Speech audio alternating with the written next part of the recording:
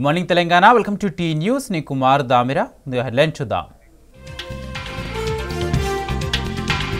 పత్తి రైతులకు శాపంగా మారిన 7 క్వింటాన్ల నిబంధన, తేమ పేరిట పంట కొనుగోళ్లకు సీసీఐ నిరాకరణ.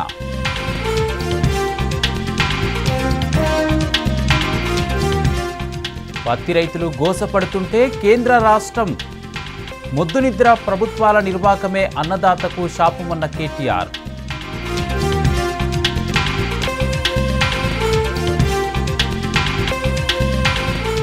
పంటల సేకరణపై చేతులెత్తేసిన రేవంత్ సర్కార్, కొనుగోళ్ల బాధ్యత నుంచి తప్పుకునే పనిలో ప్రభుత్వం.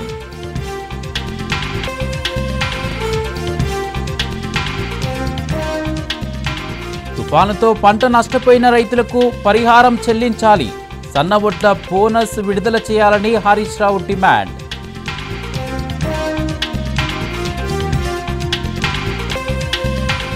నేడు సుప్రీంలో ఫిరాయింపు ఎమ్మెల్యేల కేసు విచారణ, స్పీకర్ చర్యలు తీసుకోకపోవడంపై బీఆర్ఎస్ సవాల్.